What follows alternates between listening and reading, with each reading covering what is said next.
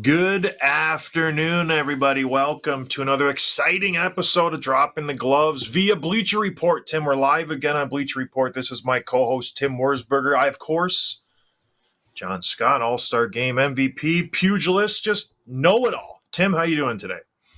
I'm doing great. I'm so pumped to be back on Bleacher Report and can't wait to get into the playoff predictions.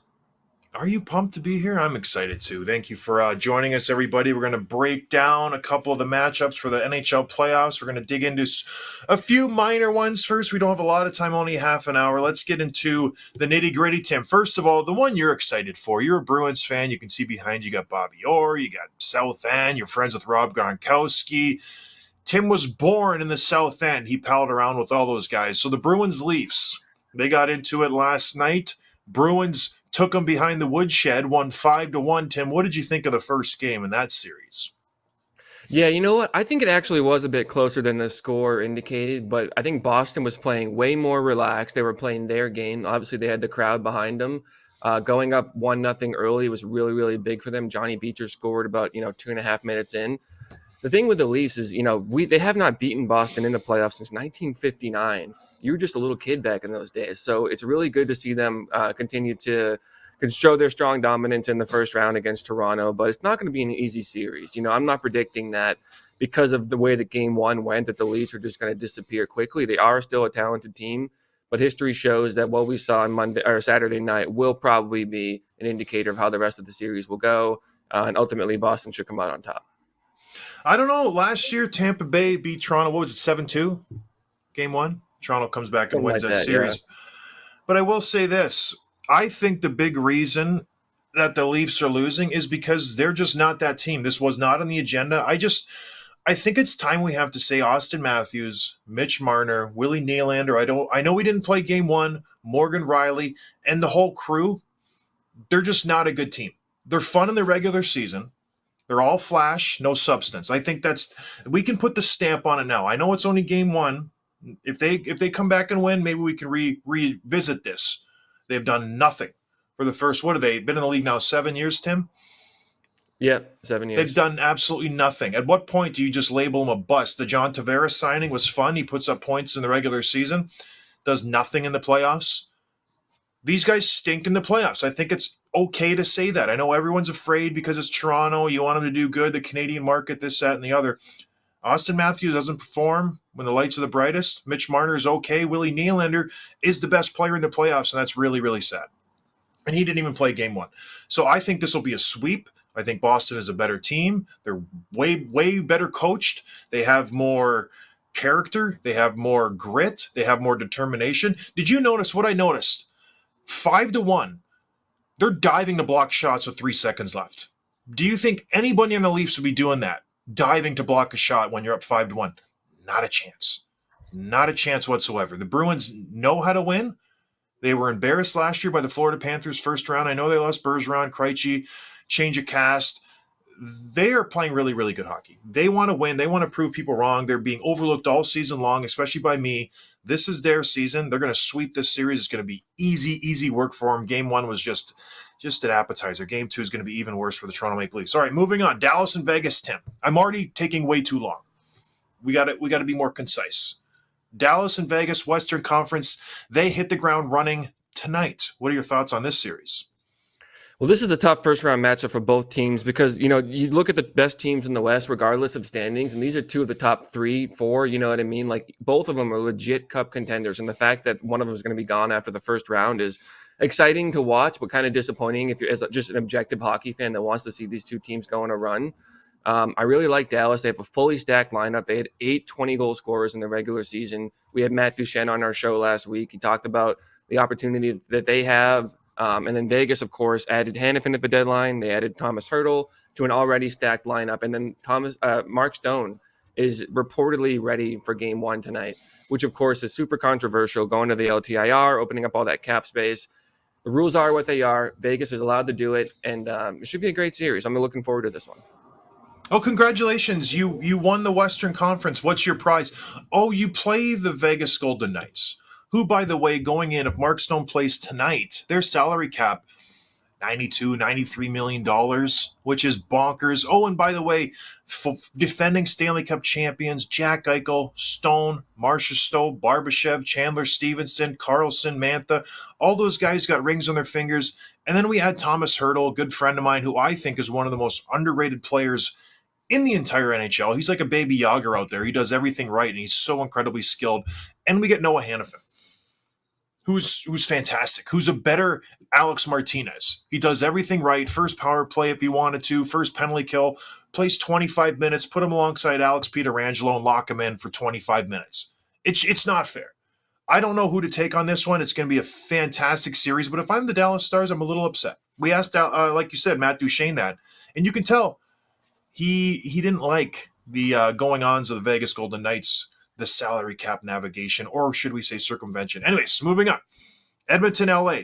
Third straight year these guys are playing each other. Edmonton has won the first 2 years, but it wasn't easy. Game sevens, Philip Deneau, Kopitar, the perfect matchup versus McDavid and Draisaitl. This is a great matchup. I know not a lot of people are keeping an eye on this one. I love these two teams. I spent a lot of time watching the LA Kings this year because I was with the Blackhawks doing pre and post. They're a great team. Drew Doughty led the NHL in time on ice. Matt Waugh, Michigan Tech alumni, played fantastic down the stretch. You got Adrian Kempe, you got Fiala, you got Kopitar, Deneau. They bring in Dubois, which was a terrible trade, but he's a good hockey player all around. What do you think of the series, Tim? Because I know you love sniffing the jock of the Edmonton Oilers. You're just a front runner, and you love those guys, so I know it's going to be, McDavid is the best. What do you think? Your honest opinion, Tim. Well, I don't know if there's a team in the West that's a better matchup for the Oilers than the LA Kings are, just because they're kind of the mirror opposite, right? Like they're a defense first team. They play a tight game. They're very responsible. Kopitar, Deneau. I don't know if there's a better 1-2 punch of two-way centers in the NHL right now. Even at their advanced age, they're just so good, and they're you can't shut down a Connor McDavid or even a Draisaitl. The best you can do is hope to contain him and limit his ability to just win the game single-handedly. Thing I want to point out here is that there's way more pressure on Edmonton just based on the season that they had, the team makeup and the roster build and everything like that, plus the fact that McDavid has yet to win a cup. They need to win now. They need to go on a run. LA, meanwhile, you mentioned they've played each other the last couple of years. They haven't had a full lineup in any of these matchups. 2 years ago, they were missing Drew Doughty, who's possibly arguably the most important player on that team, certainly the top 2 or 3. And last year, they're missing Kevin Fiala, who's one of their key goal scorers. Everyone's healthy this year. Everyone's looking good.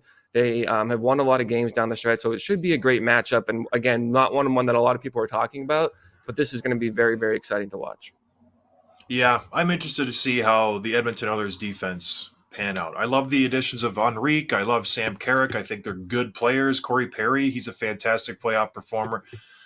It's crazy out west that this first round, there will be really, really, really good teams going home. The first round's always my favorite. But all that aside, let's get into the predictions, Tim, because that's what everybody came here for. You and I, we got NHL predictions. We are the experts. They expect us to tell them what to do and how to feel and how to listen. So everybody, pay attention. Number 1, Tim, what is it? Yeah, we talked about this matchup already, Dallas versus Vegas. I look at these teams, I look at the bracket and their, potential next round matchups all the way to the Stanley Cup. And my prediction, first one, is whoever wins this matchup will go to the Stanley Cup. They will win the next round. They will win the Western Conference Finals, and they will be playing for the Stanley Cup. There's just so many veterans on this team. I'm talking about Dallas now. That's my pick. I think they're going to win this series. I think they're going to go all the way to the finals. And there's so many vets that haven't won a cup yet. You're talking about Joe Pavelski, Jamie Benn, Matt Duchene, who we had in the show last week, even a Ryan Suter. These guys have each logged more than 1,000 games. None of them has a ring on his finger. There's a huge opportunity for them to go on a run that they might not have again. You look at their advanced age, they know the stakes this year, so they're going to play like it. Really tough first-round matchup, but if they get out of it, I see them going to the finals. At least they've been in the playoffs. Poor Jeff Skinner. He's at home right now. The guy's never played in the playoffs. He's played over 1,000 games in the NHL. Not one. I've played in the playoffs. That's how bad Jeff Skinner is. I have more playoff games than he does. That poor guy can't catch a break playing for the Buffalo Sabres. But I don't know if I agree with you, Tim, on this one. It's a bold take. Winnipeg, Colorado. You got the Edmonton Oilers. Those are some pretty solid teams, but how can you bet against the Vegas Golden Knights? I just don't see it happening. The leadership, they have the championship chutzpah behind them. I know they kind of wavered down the stretch trying to figure in Thomas Hertl. How do these guys fit together? The goaltending was not great. Aiden Hill, Logan Thompson, who are we going to start for game one? I don't know who it's going to be. I can't bet against them, especially with Mark Stone coming back from injury. When you look at their lineup, top to bottom, nobody can compete with it. Nobody in the entire NHL. And I know Dallas had 8 20-goal scorers. I know it's the deepest team in the NHL. But when your third line for the Vegas Golden Knights potentially is centered by Thomas Hertl, when your fourth line has Stanley Cup champions on that line like Waugh and Colasar and Carrier who have been there, done that, it's a scary, scary team. And you roll out 3 solid deep pairings, Nicholas Hagee, Zach Whitecloud, your third pairing. I don't know, Tim. It's going to be such a hard first round for the Dallas Stars, but I do agree with you. I could see the winner of this matchup going to the Stanley Cup easily, but it will not be an easy road. It will not be an easy road at all. The Winnipeg Jets, I think, are probably one of the most motivated teams out there based on what they've done the last few years. Kind of a resurrection year for them this year. Re-signing Hellebuck, re-signing Scheifele when everybody told them they should walk, and here they are, right in the mix of it. They just dominate Colorado first game. How bad was Georgiev for the Avalanche last night? Woof. How good did the Avalanche look, too? All right, moving on, Tim. Your second prediction. What's it going to be? Yeah, just looking at Connor McDavid, the pressure we talked about, I think he's going to go on a silly run this year. He's one of the guys that, even though that we haven't seen any deep cup runs for Edmonton yet, it's not because of McDavid not doing his job in scoring. Western He's Conference going to average more. He's going to average more than 2 points a game, probably closer to 3, I think. Starting tonight in game one. I think he's going to be at another level this playoffs. The question is, how many games will they go? I think Edmonton wins a couple of rounds. In my bracket, I have them losing to Dallas in the Western Conference Finals. But yeah, Connor McDavid is just going to be on an absolute tear the next few weeks. I think he always does, right? The playoffs are just, he picks it up to another level. He's the opposite of Austin Matthews, where everyone's watching him. The lights are the brightest, and McDavid goes, perfect. I'm going to go out and I'm going to dominate. Last year, 12 games, 20 points. The year before that, 16 games, 33 points. And he gets them at opportune times. He's not one of these guys who cherry picks points when they're winning 5-1, 6-1, and he puts in the 7th goal or gets the second assist. This guy's leading the charge. I remember when they played the Calgary Flames 2 years ago, and the games were just absolutely bonkers. I remember, you remember that, Tim. It was so fun. You'd be up 7-2, and you'd be like, oh, the game's over. You turn it off, and then you turn it back on. 10 minutes later, it's like 7-6. It's like, what's going on here? It's Connor McDavid. This is what he does. I would not even be surprised if it's more than 2 points per game. That's how incredibly good he is, and he has the advantage this year of having a teeny tiny little bit of help. The years prior, it was him, it was Draisaitl, it was the Nuge. This year, they went out, they made some moves. We talk about it. You got Adam Henrique, you got Carrick, you got the Nuge, you got Hyman has 50 goals this year. Evander Kane's on the 4th line. That's all you have to say. That's how deep this team is. So it would not surprise me if he gets 2 or more points per game this year. But is it enough? I don't know. It's all about keeping the pucks out of the net for the Edmonton Oilers. They've always been able to score. They fill the stat sheet every single game. It's can they keep the other team from scoring goals? That, I don't know if they're going to be able to do that. I like their goaltender, Stuart Skinner. I think he's been playing well. It's the guys on the back end, Tim, who make me a little bit nervous. All right, moving on. The third prediction, Tim. What are we doing with this one? Yeah, I got this question on Instagram over the weekend: is which player is going to have the most points in the first round? And there's a name that came right to mind for me. Obviously, Connor McDavid's on that list. But the guy that I think is going to put up silly points in the first round, based on his team, his line mates, and the opponent that they're playing, is Artemi Panarin.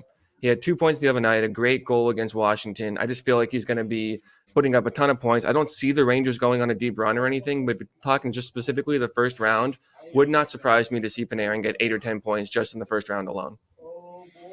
Which would be a lot in only 4 games, because they'll sweep, right? You have to think that this is going to be a short series versus the Washington Capitals.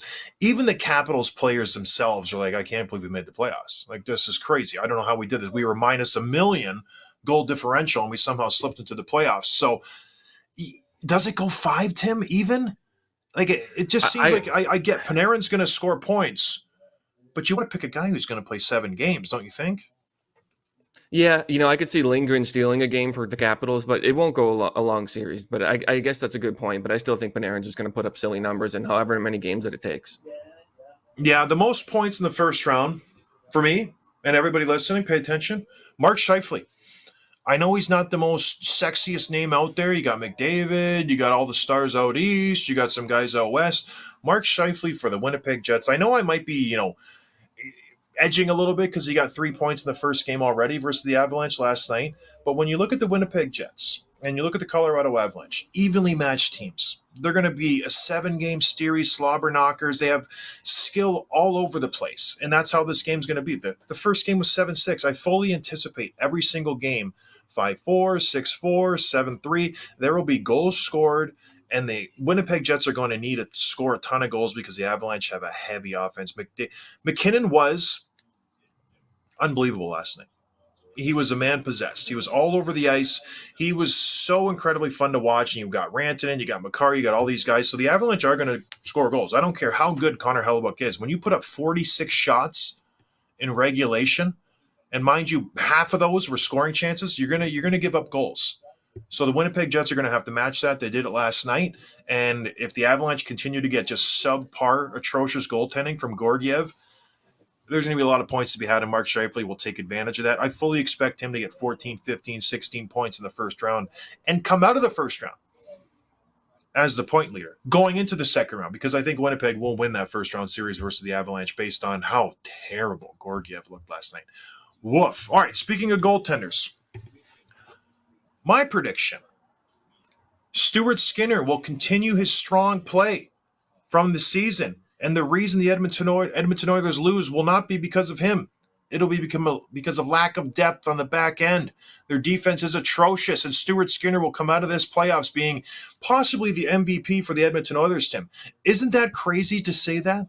Based on years prior when you had Jack Campbell, who was the whipping boy, you had Mike Smith, who was the ageless wonder, starting games when he was 40, 41, 42 years old, Mikko Koskinen, who was terrible for the Edmonton Oilers. This was always their Achilles heel.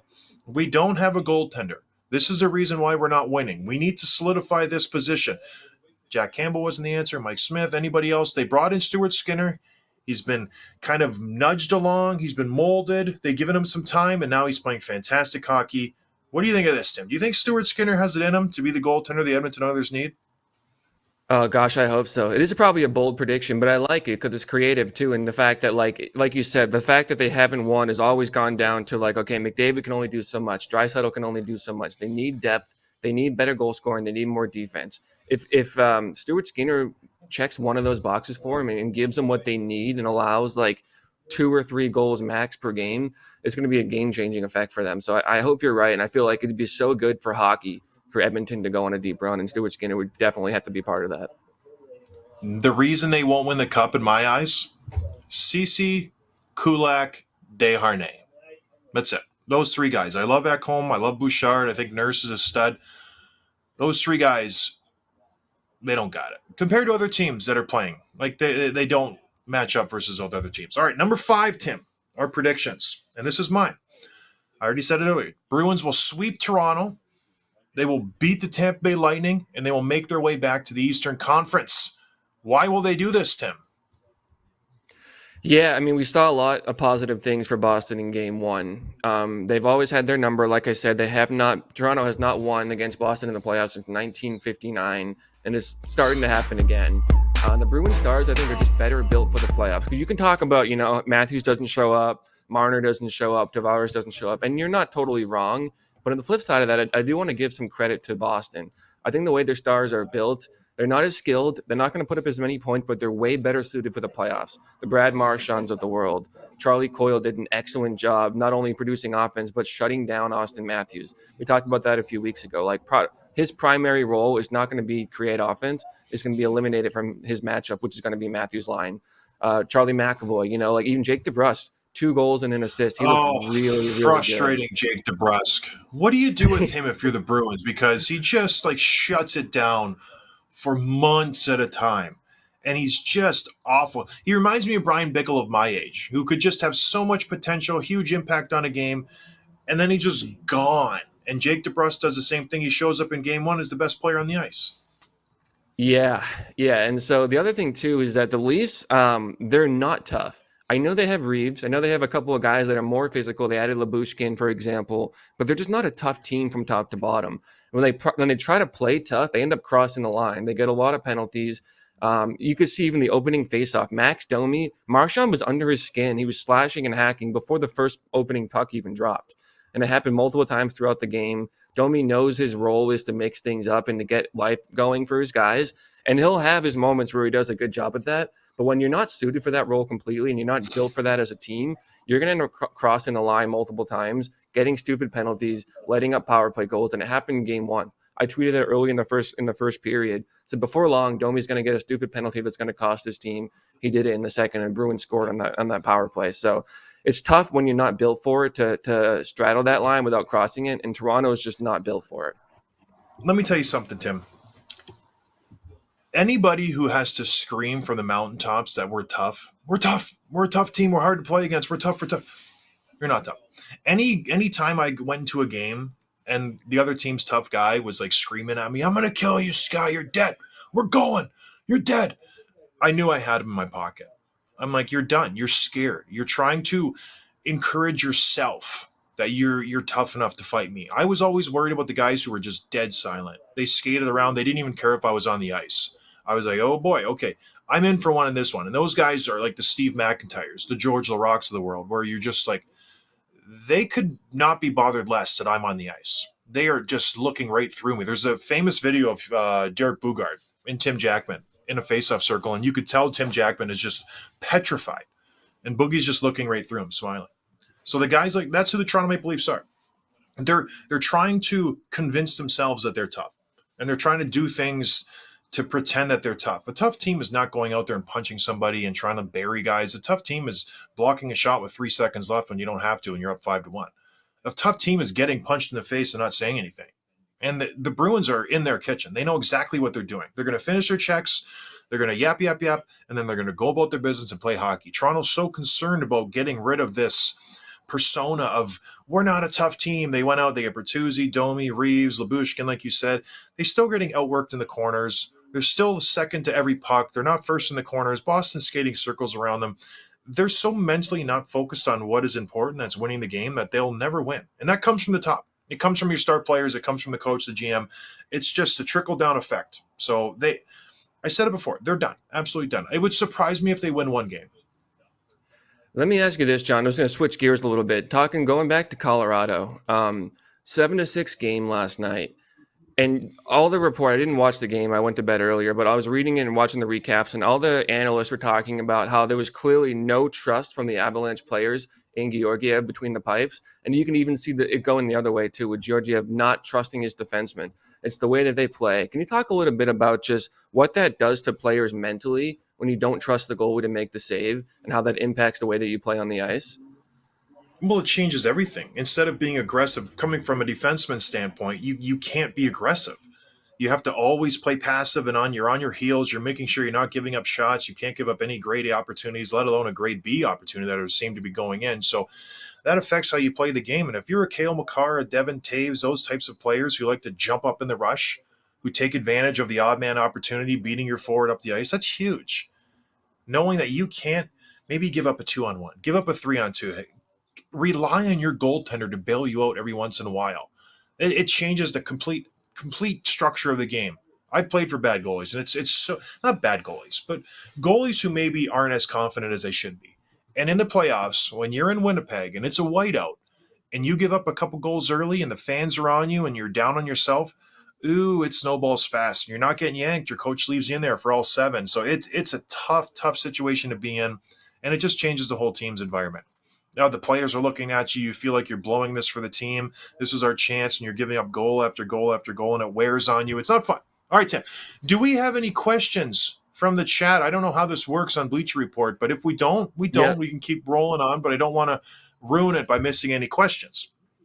Yeah, we have one from Napoleon Allen who was asking about the Hurricanes to the Stanley Cup Finals. So this is probably a good time to go into our predictions for the finals. The two teams that we have from the East and the West that we think is going to be, the final matchup here. I'll go first because I tweeted out my bracket the other day, and I've kind of already mentioned this.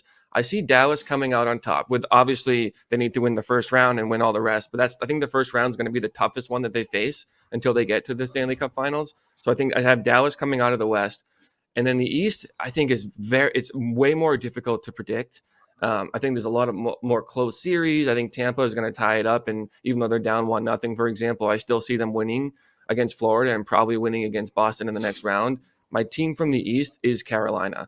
I think they're just so stacked top to bottom. You've got a power play goal from Kuznetsov in game one. You've added other pieces. Jake Gensel is going to get his too. And the way that they play, we talked about just Rod Brindamore's coaching style. The system is just so frustrating to play against, and it can eliminate, entire lines just the way they play. So my prediction is Dallas versus Carolina in the final, and I got Dallas coming out on top. Interesting. See, I see it the other way. I think the West is so hard to predict, and I think the East. There's a few good teams in the East, but it's Carolina for me in the East. They just head and shoulders above. I thought Florida was going to be there. I thought they were going to take that next step. You get Tarasenko. He was a big piece for them, but they just haven't taken off like I thought they would. And Carolina's, like you said, they're just so frustrating to play against. They pressure. Their defense pinch all the time. Their forwards are disciplined enough to be back and cover, much like Ryan Reeves wasn't last night for the Toronto Maple Leafs when he doubled down and hit the guy Joel Edmondson had hit, giving up 2-on-1 for Beecher's first goal. The Hurricanes don't do that. And they're balanced. They everybody does the same thing the same way every single line. So you interchange lines anytime you want. You can put Martinook on the first line, Aho on the third line. You move people around. Everybody plays the same way. They're a fantastic hockey team, and I love Freddie Anderson. I've said it for years. I think he's absolutely fantastic. I would take him over a lot of goaltenders in this league. I think he's had injury problems lately, but he's confident. He's good. He's a big goaltender. I love Carolina coming out of the East. I think they're fantastic, and hopefully they get that Stanley Cup. But out of the West, Tim, other than the Nashville Predators, any team could come out of the West in my eyes. Vancouver Canucks had a fantastic year. No one's talking about them.